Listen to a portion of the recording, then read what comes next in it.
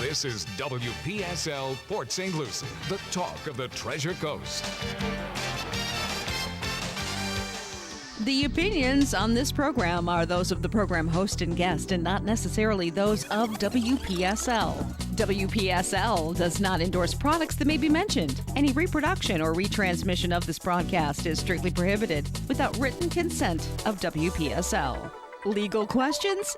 Ask a lawyer. Give us a call at 340-1590, 340-1590 here at the studios of WPSL. And Ask a Lawyer with your host, attorney Stuart M. Address.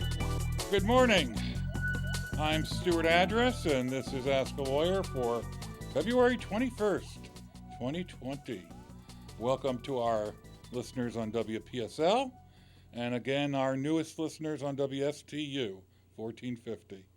Give us a call here at 772-340-1590, and I'll be happy to try to answer any questions. Otherwise, we'll go into our fun topic for today. But first, let me ask you a question, Greg. I have been a lawyer for 35 years, and they say that people complain about lawyers all the time. And it seems that to some people, lawyers just can't get anything right. Why is that? Because they're always practicing. Oh, gosh, you took my punchline away. Oh! You're fired. Yeah, we're always practicing law. Don't ever rely upon a surgeon. He's still practicing medicine. Yeah. All right. You took it away. No laughs for me. I'll remember that. You'll get even. I'll get even one way or another. Anyway, so, last night I was at my son's school, Lincoln Park Academy, and we were there for a informational meeting. Next month they leave for New York City for a national competition and their annual trip. Cool. Right, that's very cool. Last year it was Washington, D.C., and, he had a blast, and they go to all the sorts of monuments and the Holocaust Museum, and in addition to the one day where, they're engaged in competition all day, they have about 4 days of sightseeing and enjoying wherever they are. And, of course, I was really thrilled that he was at Washington because that's where I went to law school, and I was going to try to make that trip with him and couldn't. Well, being from New York and New Jersey, when I saw that this year was New York City, equally excited, and last night I'm looking at this itinerary, and I'm seeing that they're going to Rockefeller Center, they're going ice skating, they're going to On the rink? Yes. Cool. Okay. They're going to Battery Park and taking a ferry to the Statue of Liberty and to Ellis Island. They're going to Chinatown, Little Italy. Oh, yeah. And they're going to see Phantom of the Opera on Broadway. Very cool. What a treat. Very cool. For 100 band members, what a treat. Let me tell you. It is an extraordinary itinerary. I got to give props, to the band director, Jason Albert. Good guy. And the middle school director, Mr. Karam. Mm-hmm. This is Aaron's 5th year now in band. I remember when they gave it to him under duress because it wasn't one of his chosen electives for 6th grade.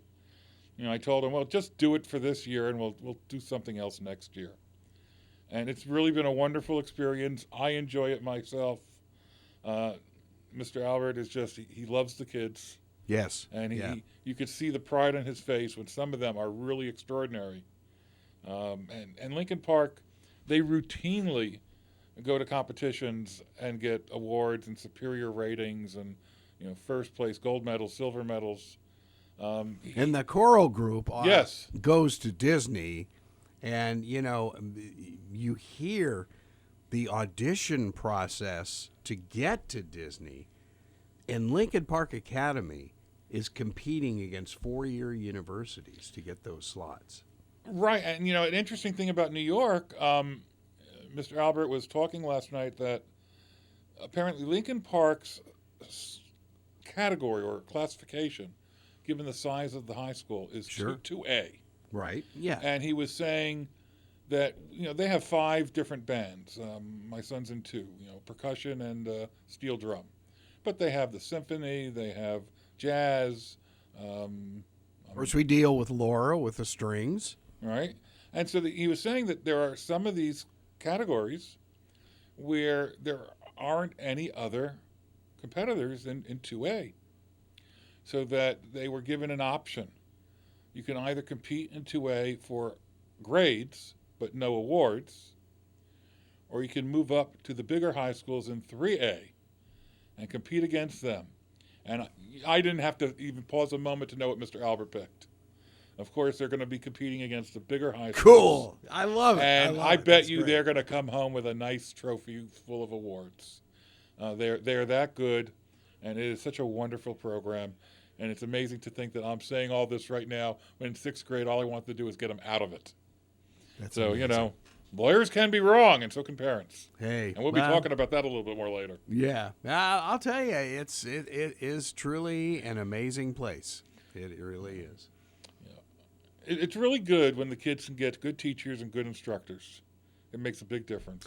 You know, it was funny. Of course, I always judge. I'd love to see you get involved in the Young Floridians. You would love it. We had a full complement of 7 athletes this year. None were below the top 10 of their class. Isn't that amazing? You know, and I'm thinking, oh my God! And it was so funny because the young lady that I picked, I have no idea what the other judges did, but she goes to bed around 12:30 because she's volunteering at 9 million places too, and she wakes up at 4:18. It sounds like a tournament schedule. And well, yeah, and it's like, and of course, one of the judges was architect type, so I mean, he's really into numbers. He says, not 4:20, 4:18. She said 4:18, and so it was like, okay, this is insane. She's working off 3 hours of sleep every night. Well, that is common for the longer tournaments. I think of anything that you do, whether it's sports or whether it's band or tomorrow. Lincoln Park has a tournament that is a national championship qualifying tournament in one particular league that we belong to. Aaron is the only debater for Lincoln Douglas debate. And, it's going to be a very long day. I'm sure he will crash in the car at the end. It is truly... Where is this competition? This is at the Dwyer High School in West Palm. Okay, got it. And, it's amazing. If you're talking about a sport, whether it's baseball, basketball, whatever, Lincoln Park doesn't have football, it's exhausting. It's physically exhausting, mentally too, but it's really physically exhausting for them to compete. And that's the way it's supposed to be. And I think some people may have a misconception, speech and debate tournament. Well, that's not really all that tiring. All you're doing is speaking. But let me tell you something. No, wrong. It is mentally exhausting.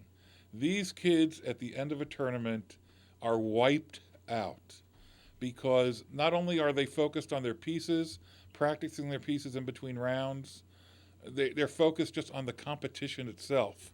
And with that, we have a call. Jim on line 1. Hello, Jim. How can I help you? Yes, sir, Stuart. I have a question for you. Sure. I know people always say they're asking for somebody else, but this time I really am. Okay. I was curious about something. I have a lady, and she lives in a condominium, and the people in the condominium next door are chain smokers. Okay. She is allergic to cigarette smoke, and they keep the doors open and then out on the balcony smoking and everything. And she's to the point, you've got 2 people chain smoking, and she's to the point to where she can't open her doors, and the smoke actually even permeates into her unit. Is there any recourse she has whatsoever on that? Oh, I think about 2 years ago I had that exact case in my office. A woman who really had a negative reaction to smoke, and a neighbor that smoked a lot, and she couldn't even get from her condo door, to the exit, in the hall without a serious coughing fit. Well, the first thing you do is you need to look at the rules and regulations of the condo association to see what is and isn't permitted. If there's nothing in there, then it's not a condo association issue, but it might be what's called a nuisance. And if the people who are smoking are not really keeping it within their unit that they own, it's going into the common areas, then theoretically they could be sued for creating a nuisance. And the injunction that you would get would be to limit what they can do and where they can do it and when they can do it. You know, that's the common response to a nuisance complaint. It's not really damages, it's injunctive relief. So if there's nothing in the rules and regulations that would help her go to the association and say, help me, you're in charge of the common areas, you know, this violates one of the rules or regulations, then it's probably more for a lawyer, you know, if she's interested, to maybe start out by sending a letter either to the people who own that unit or to the association or to both, you know, and start talking about a nuisance lawsuit and seeing that, you know, before you actually file a real lawsuit, whether there's some way to resolve it so that there are some agreements that are made as to what will be done and what won't be done. You won't leave your doors open, you know, you won't let the smoke escape into the hallways, things like that. Yeah, the balconies are a common area with a small partition Right. In between. And I think when she addressed it to the people, they told her that that's tough. They weren't moving. So, Right, yes. Well, so they told her if any resolution would be her moving out. well, is that what the people next door told her, or is that what the association told her? The association, I think, does not have any rules pertaining to Okay. cigarette smoking. Then you're dealing with it's a tort claim, and it's called nuisance, and that's really the only way to address it. Okay, and I'll let her know that, And if she wants to tell call her my maybe Stuart office, to be giving you a call. yeah, have her give Sadia a call. Okay. Okay, Thank you take very care. much. Thank you Appreciate for calling. All righty. Wow. And our number is 781-8003. Sadia, standing by for your call. 24 hours a day. Give her I a don't call. think so. I'm no. not paying her for that. Oh, okay. But that, wow. Yeah, I had that case Yeah. 2 years ago. We were able to negotiate a resolution, which took into consideration, you know, our client's, allergic reaction or just negative reaction, you know, physical reaction to the smoke. Yeah, I mean, I'm amazed I survived. Both my mom and dad smoked. You know, well, smoking killed my father. But it's tough. Yeah, very tough. And anyway, just to finish up what I was saying before, and then we'll go into something really interesting. And then in 2 weeks, you know, in the beginning of March, LPA has another tournament that is a national championship qualified tournament in a different league, the National Catholic Forensic League, which apparently is, these days, I wasn't when I was a kid, but it's the second largest national group that sponsors, you know, tournaments. Well, there are a lot of Catholic law schools. But it's not only, you know, it's not only Catholics that go to these. Oh, no, you know, no. You know, we're members of the Palm Beach Catholic Forensic Association and Okay. the Florida Forensic League. Interesting, And yeah. the National yeah. Speech and Debate Association. Okay. So at that tournament, my son is going to switch into speech as opposed to debate, and he's going to do an event that is very lightly entered. And this was how, when I was at Rutgers, my first year there, Rutgers was like the number 5 speech team in the country at that point. And everybody went to national championships. Wow. And here I was, a transfer, and they wanted me to go with them. And so in order to do that, you had to you had to make the finals in an event, a certain type of a tournament. So my last opportunity, way back in the 1970s, was at the University of Pennsylvania tournament. Ooh, Penn, yeah. And they helped me enter a very lightly entered event, not really important for the story, but called rhetorical criticism, where you take somebody's speech and you use several different models to analyze it and evaluate it. I used a speech at that time by the Ayatollah. Remember, we're in the 1970s. Mm-hmm. I did not qualify, unfortunately. They left me behind. Uh-oh. The next year, I went to nationals in 5 different events. So. Oh, there you go. Okay. Anyway, so Aaron has chosen to enter a lightly entered event and may have a decent chance at qualifying for nationals. he came home one day working on a project for debate class. This year, LPA has a speech and debate class, which is wonderful. And he was doing a speech in a category that is also very, very lightly entered called declamation. What? Declamation is delivering somebody else's speech. Huh. And make, Like Joe Biden does. Oh, I'm sorry. as we would say, sei still. Oh, yes. You know, and delivering it in not the way they delivered it, not with the intonation, delivering it your own way, but getting the same emotional message across. So it has to be a famous speech. Interesting. And he comes home one day, and he asks me, how do you memorize a speech? Because this has to be memorized. Because it's somebody else's words. You can't just make up your own. Gee, no teleprompters? Nope. So I started to explain to him how to go about memorizing something.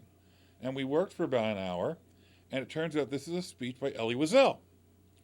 And it was a speech that he gave, I forget at which one, but at a Catholic university where they were commemorating a new wing to their library. Mm-hmm. And one of the things he was saying is he never thought in his life that he would be at a place like this delivering a speech, you know, a Catholic university. And he went then into his experiences during the Holocaust. Sure, sure. And what America did and didn't know and did and didn't do until a certain point in time. And how different groups of people really stuck their necks out when they realized what was going on. And it was delivering a speech, you know, at one point he says... Is this like the Underground Railroad type thing? In a way, but at one point he says to the people he's talking to, you are responsible too. That's a dangerous thing for a speaker to do and not alienate your audience. But he did it in such a way that it really was the way he spoke and what he said. I said to myself immediately, this is a national championship caliber speech. This is the kind of speech that, you know, takes you places. So I suggested it to him, and now he's going to actually do it for the one time only in competition at the last tournament, hoping to maybe qualify for nationals in that event. And if he doesn't, he doesn't. But let me tell you something. If he does, for anybody who qualifies for nationals in anything, I don't care if it's athletics, cheerleading, speech and debate, chess club, band, it doesn't matter. I will tell you from experience, the one time I had that experience, wow. What you learn when you go to a national championship, no matter how good you are or how good you think you are, there are so many people who are better. It's always a gee whiz. And it's a life-altering moment to realize that there are people that are that good. You know, unless you really happen to be one of them and, you know, you're going to win the national championship. It's interesting. 3/4 of my class at Loyola U was Jewish. And Ellie came with Rabbi Magnin one day. And on Fridays, we used to have a combined Mass and Jewish service in the chapel. And, wow. I mean, you could hear a pin drop when he started talking about some of the situations. Right. It's mind-boggling. One of my best friends is our old chief photographer at ESPN, and Jeff's parents were involved in that. And he's part of a group in Connecticut, Remembrance Group. That is right. They're almost gone. I mean, really, within the next 5 or 10 years, there won't be any more survivors. Yeah, sure. So a lot of groups are very busy making sure they get all the audio histories, you know, taken down, and you know, so that you don't forget. Yeah. It's so important. It is just so important. But if I'm talking to parents and grandparents here, I would tell you, get your kid involved in something extracurricular, anything, because the experience has more value than just what they're doing.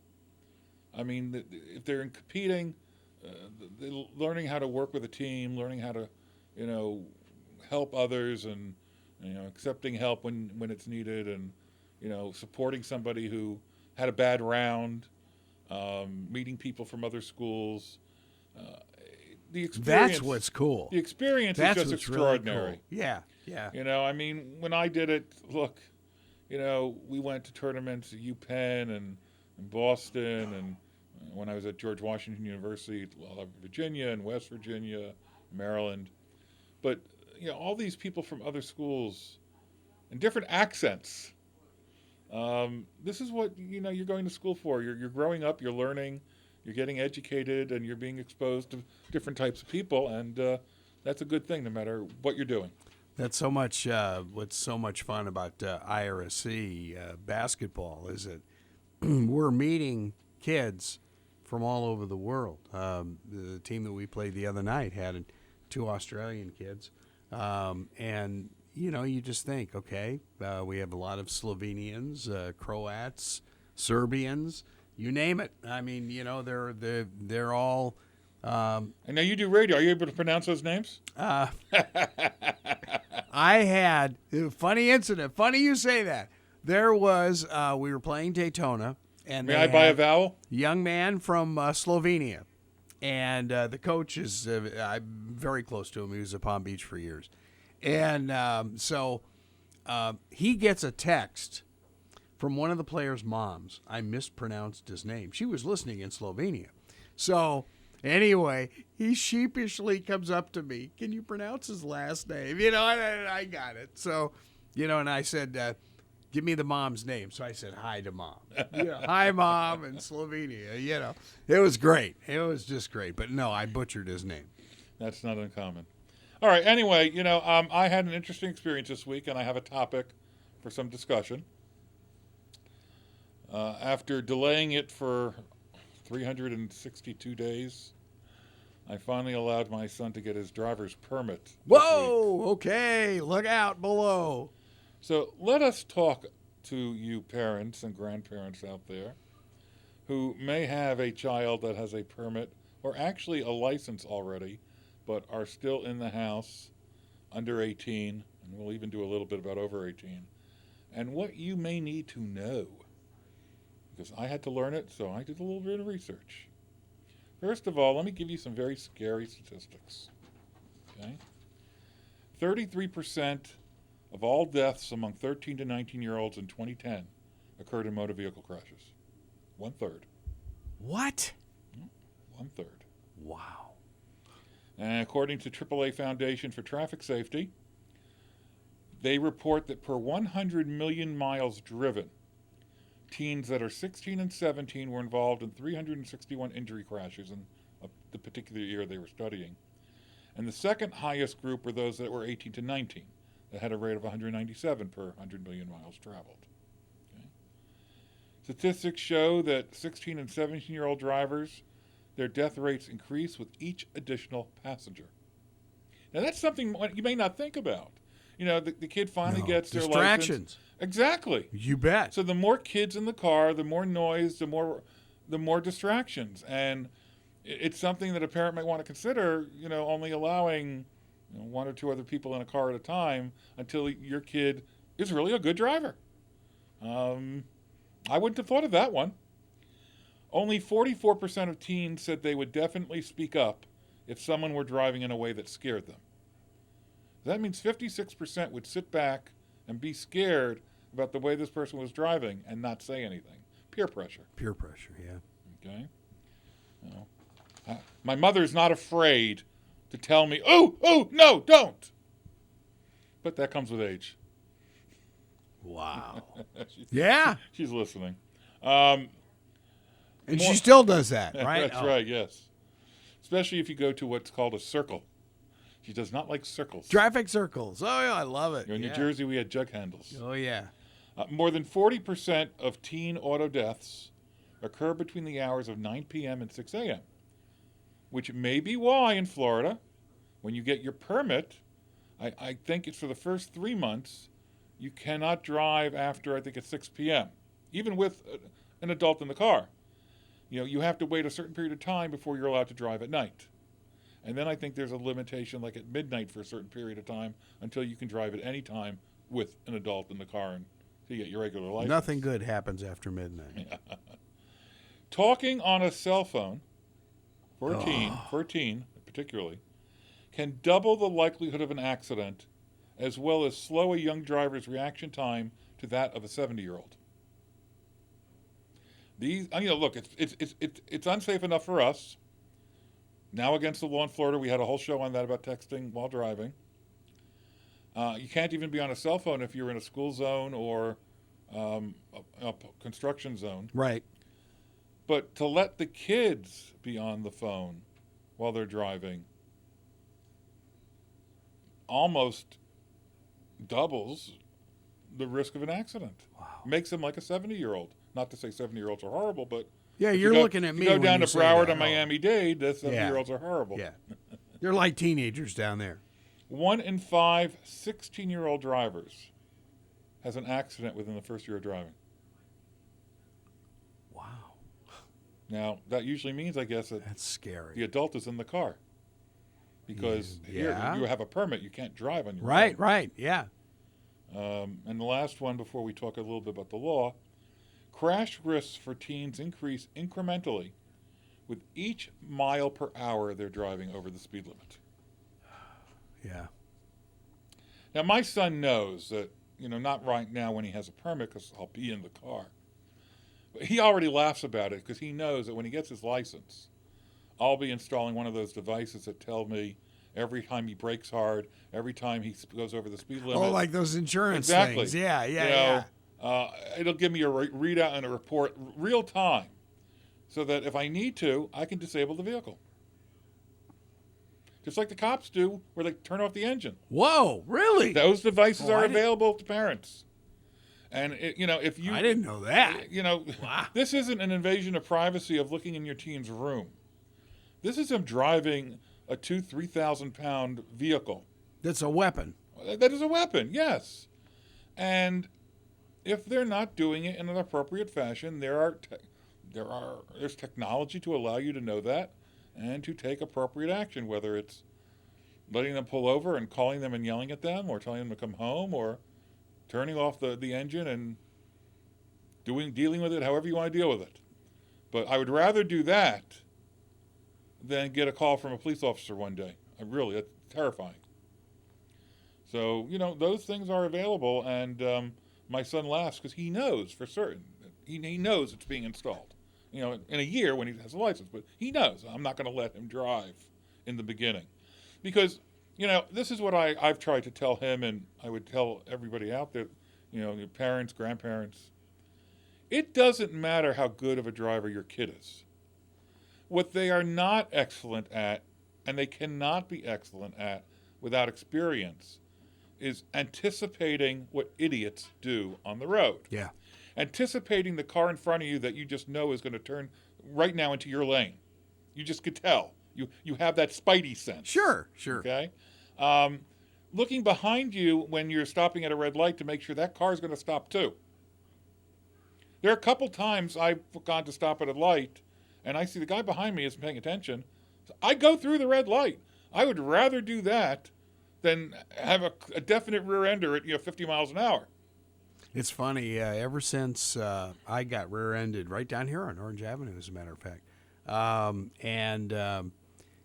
ever since then, I'm always looking in my rear me view. too. Carol laughs. She just says, "Come on." But the whole thing is what we do, and we don't even usually realize we're doing it, is we're scanning always. Our eyes are scanning.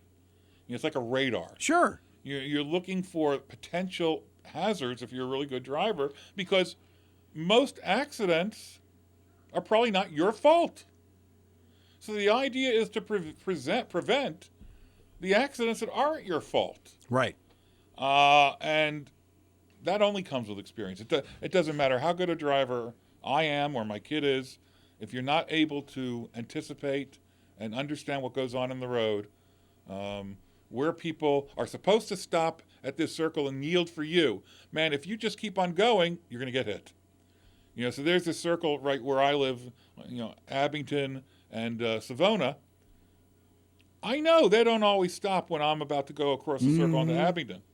And so I slow a little bit and I look over there to make sure they're slowing so that I can keep going. I have the right of way. But I'm not going to take that as gospel that I can just go, because then I'm going to get smacked one day. So where did you learn how to drive? In Jersey? Well, in Jersey. And I had a car accident in 1 week. Oh. In a parking lot. It wasn't my fault. I was backing out, and I was looking, and somebody just smacked into me. And I called my father. 1 week. Oh, no. And he was not it was at the old Two Guys, which doesn't exist anymore.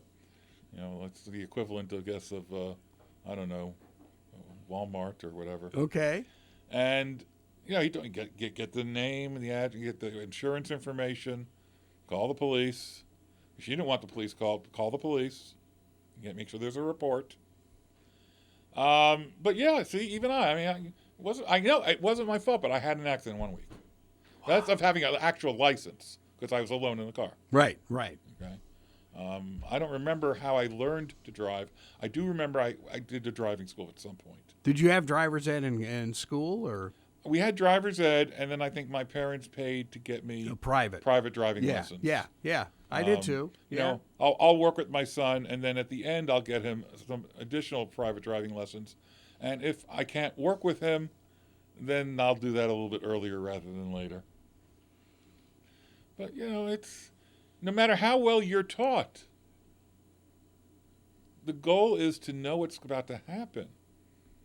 I mean, there are times that I will speed up to 90 because I see the car or the truck on my right is weaving a little bit, and I just want to get out of that death box. And so I will just zoom past them, and then I'll slow down. And I've never been pulled over, but if I ever happen to coincidentally get pulled over at that moment, you know, maybe I'll get my ticket, I don't know. But I would tell the cop, look, I was just trying to avoid a potential accident that might kill me. You know, so yeah, I did 90, but I did it for 15 seconds. You know, give me a break. Maybe I won't get that break, but you know, I'd rather do that than stay right behind this car that is weaving in and out. And get smashed. Yeah. You know, and I don't know if the teens understand that, or how my son would explain to me why this report says he's doing 90 miles an hour. And would I believe that, oh, well, this truck was weaving? Do you have dash cam video? All right, so let's ask an interesting question now that we've talked about these dangers. Can a parent be sued or held liable for the negligence of a teen driver? Yes. Yes. You bet. Yes. In the state of Florida, a parent can be held liable and sued for negligence. Florida Statute 322.09. Application of minors' responsibility for negligence or misconduct of a minor. Subsection 2, that knows you, now you know you're really listening to a lawyer. And this is just what it says. I'm going to read it to you. It's short. Any negligence or willful misconduct of a minor under the age of 18 years when driving a motor vehicle upon a highway shall be imputed to the person who has signed the application of such minor for a permit or license, which person shall be jointly and severally liable with such minor for any damages caused by such negligence or willful misconduct. So guess what? I'm responsible because I signed his permit. My ex-wife skates. That POs me. And we have, with that, Eddie on line 1. Hello, Eddie. How can I help you? Yeah, good morning. I'm wondering, what about when I was 14 years old in junior high school here in Fort Pierce? I grew up here. I'm 72 now. But it was required that, and this is when 25th Street was a dirt road, and nobody had ever thought anything about general development in Port St. Lucie. So anyway, it was a lot different back then, obviously. But what about driver's education? I think that DeSantis, I like him as the new governor. I think if somebody put a bill on the register, I think he'd sign something like that. It'd be a real good thing. I know it helped me as a kid learning how to drive. They teach you the fundamentals and everything. Right. Well, it's interesting. It's made me the good driver that I still am, and knock on wood, I've never had an accident. And Well, I've that's driven great. That's great. Never had an accident. But maybe some of these attorneys and friends of yours could get together and put some kind of a request to the governor and see if we could get driver's education reestablished in the schools. Let me tell you what I know goes on right now. First of all, in order for them to even get their permit, they not only have to take the written exam, but they have to go through a course, whether it's online, where they are taught all these things, not behind the wheel, but they're taught all these things. They also have to take a 4-hour drug and alcohol course and pass an exam. And then I don't know if it's mandatory, but I know, for example, at Lincoln Park, they do have driver's ed, and they make sure the kids that are in 10th and 11th and 12th grades, if they have a permit, they have the opportunity to take driver's ed. So I don't know if that's a requirement or it's just something that within our school district they do make available. But I would agree with you that a class in driver's ed and behind the wheel training, I think I had that in high school in New Jersey. I would agree with you. I would think that would be a wise law. Yeah, well, it would sure wouldn't hurt anything. But anyway, I'll let you go. All right, thank you, Eddie. I appreciate you calling. All right, bye-bye. I just thought it was in school now. I know it is an LPA, but I don't think it's mandatory. It's an option that they make available, which is good. I'm glad they make it available. Now, as we were saying, so in order to obtain your learner's permit at 15, you have to have the permission and the written consent of a parent who signs and becomes responsible under statute. What about a parent who wants to strangle his daughter who doesn't listen to him when she's learning how to drive? Well, I think that's probably every parent, and as long as you don't strangle her, DCF won't be called. Nor will the sheriff. Oh, man. That was a tough year. A real tough year. Hey, any year with my kid is tough. In fact, now that I have to do this, I don't know how I'll manage. We have Steve on line 3. Hey, Steve, how can I help you? Hey, buddy. I called you about that book, remember? Yes, Yes, I do. I do remember. And I have it Did written you find down. it? No, I didn't, but I do have it written down. Okay. Just as a note, I have a friend that actually, let the title of their car stay in their parents' name. Right. After they were older, and that their son had an accident. Yep, that's dangerous. And then they lost just about everything they had because somebody died. Yeah, so that's a really important thing. I mean, even above 18, right? If the car is in the parent's name, they're going to be sued as well. That's right. And I'm actually going to get to that topic in very short form. Good. Take care now. All right, you take care. Thank you very much, Steve. Wow. Yeah. The grandparents? Oh, the parents. Yeah. So, it's great that call came in, because my next topic here is, what about after age 18? Yeah. What about it? So, the concept is vicarious liability of the owner of the vehicle. Vicarious. Vicarious means the liability for somebody else. Gotcha. Okay. Yeah. So, a parent's liability for a teen's negligence may not necessarily end at age 18. The reason has to do with something called the dangerous instrumentality doctrine. And this is not just in Florida, this is everywhere. This is common law from England. The dangerous instrumentality doctrine is essentially applying fault to somebody else who allows another person to utilize a dangerous instrument. And a motor vehicle has been defined as a dangerous instrument. So, above age 18, even let's say the car's in your name, you let them come home from college and you let them drive your car, which is a lovely thing for you to do. You better be careful, because if they get into an accident, you're getting sued. Florida Supreme Court, in its 1920 decision of Southern Cotton Oil Company versus Anderson, ruled that motor vehicles are inherently dangerous and owners can be held responsible for the manner in which they are used. Liability can extend to anyone who uses that vehicle with the owner's consent. So if you allow your next door neighbor to borrow your car and they get into an accident, you're getting sued. Allow your mother to use your car. Allow your mother to use your car. You're getting sued. A 1920 law? Well, it's still law, yeah. I mean, there have been other decisions, but it's as early as 1924. Sure, yeah. Wow. So anybody you allow to use your vehicle, you are accepting responsibility for their negligence. Wow. That's something people don't normally think about. So, for example, and I was involved in a case similar to this, unfortunately. Let's say a 19-year-old student comes home from college on break, let's say from UF or FSU, or even IRSC. And they get their parents' consent. They go out with their friends one evening, and they consume some alcohol, and they drive, and they unfortunately kill somebody. A lot of people are being sued, and that includes the parents who own the vehicle. Okay. So you need to be careful.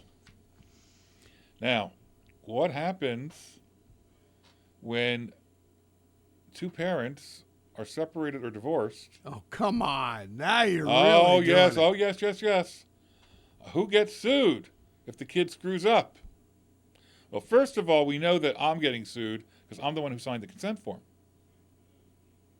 Well, but it goes beyond that. Where does the child live, though? That's a given. Doesn't matter where they live. You signed the consent form. Okay. You've accepted responsibility. All right. But now, can that other parent get sued too? It's very interesting. If the teen lives predominantly with one parent, okay, and only visits the other parent, then the custodial parent would need to inform their insurance company once the child starts driving to add to the insurance, and that way they're at least covered under the insurance. Now, realistically, that parent should also have the non-custodial parent informing their own insurance company to see if they're going to require that child to be on their policy, because if they're ever going to use that other parent's car, you have you have some problems. If you want insurance to cover your potential liability for a minor or for somebody even over 18 under the dangerous instrumentality doctrine, you need to talk to your insurance company. Now, what if the teen regularly splits time? So-called good old co-parenting time sharing. Well, when teenagers split time between divorced parents on a regular basis, most insurance providers suggest that the parent who has custody of the teen the most should make sure that teen is on their policy. It's also a good idea for the other parent to check with their insurance company to see if they require it. Otherwise, your only liability is for the fact that you're allowing that person to use the car. But it may be a good idea to make sure they're on your insurance policy. So, essentially, I called my own insurance policy company this morning. I knew I was going to be doing this topic, and it's good time anyway since he just got his permit. And I gave my insurance agent his name, his date of birth, his permit number, expiration date of the permit, and he is now on my policy as an unlicensed driver. He's got a permit, though. But he's not licensed. Oh, okay. All right. So they listed him, no cost, thank goodness. They listed him on my policy as an unlicensed driver, which means they at least know that my insurance will cover him while he's driving. Now, my insurance won't go up until he gets his actual license. Right. And then if your kid's a male, forget it. May God bless you and keep you and allow you to remain above poverty level. Because those policy premiums are unbelievable. Yeah, they are. And, if God has blessed you with a female, well then, be blessed. Because at least they're not a male in terms of insurance driving. And believe me, the old line about 26, forget about it. No. Well, that's very interesting you bring that up.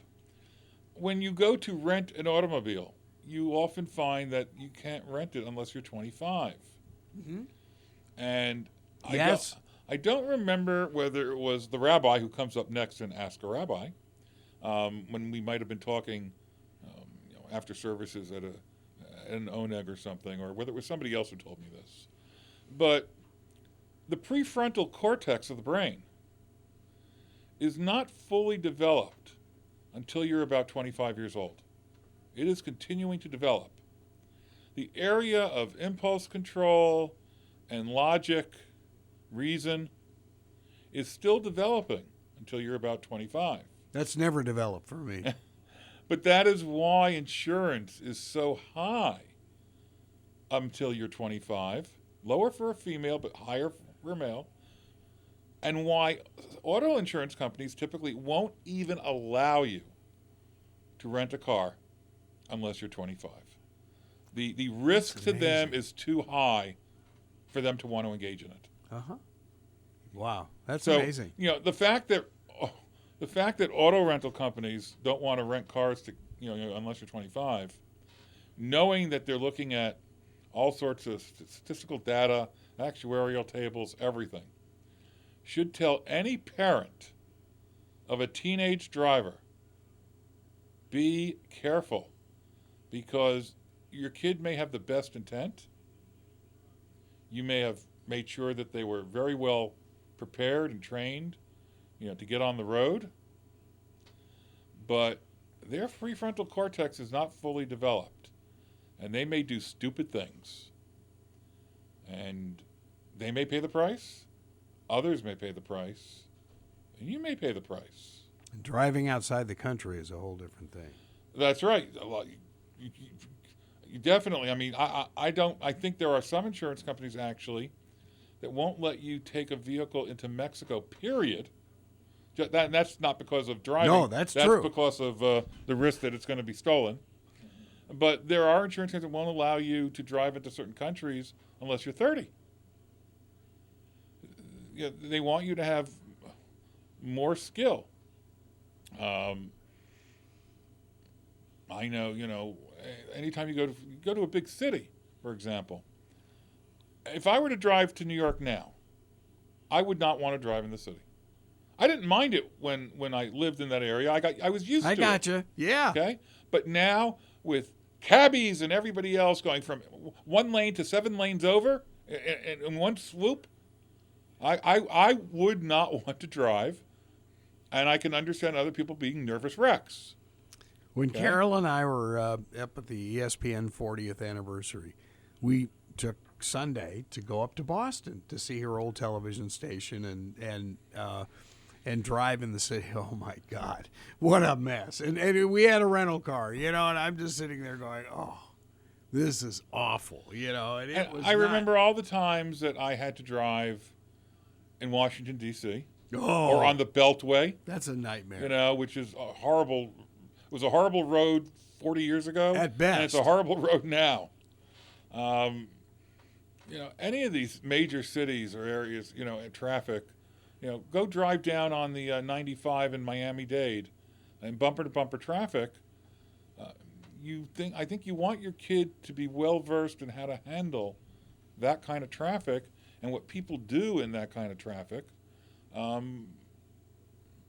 Before you just give them carte blanche to go driving, because they're going to find themselves in some traffic at some point, and if they don't know how to react, it's not going to be a good result. Right. I always say that, it's not just with driving, but keeping it with driving. What you need to prepare for is the stupidity that's out there. You need to try as best you can to prepare your kid for the unusual, the unexpected, the idiotic. And if you can throw these scenarios in their way while you're teaching them, they may be better able to deal with it if it confronts them.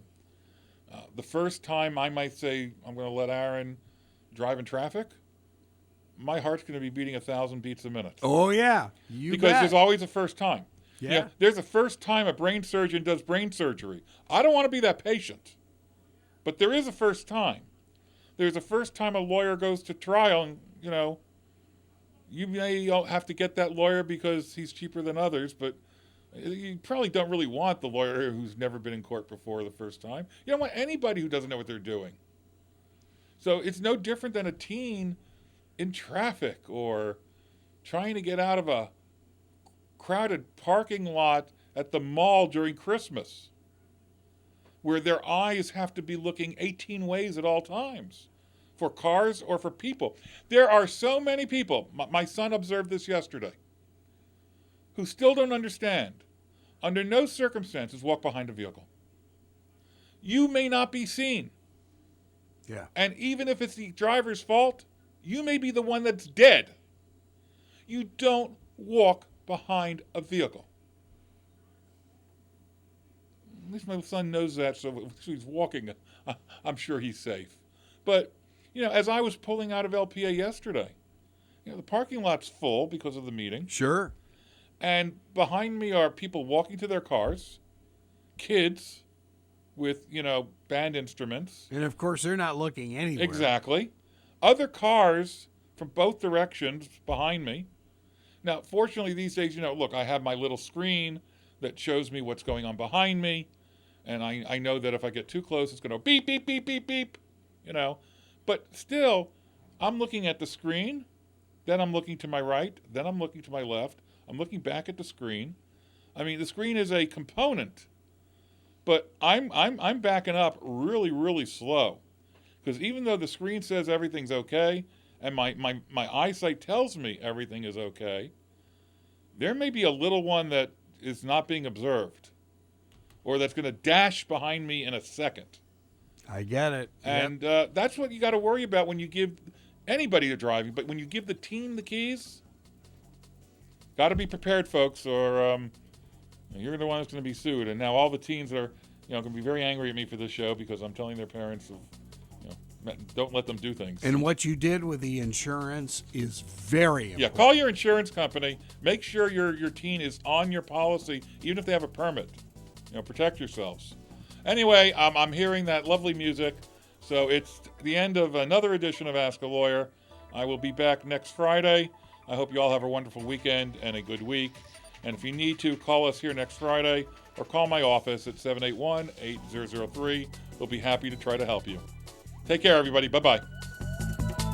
Ask a Lawyer right here on WPSL, Port St. Lucie.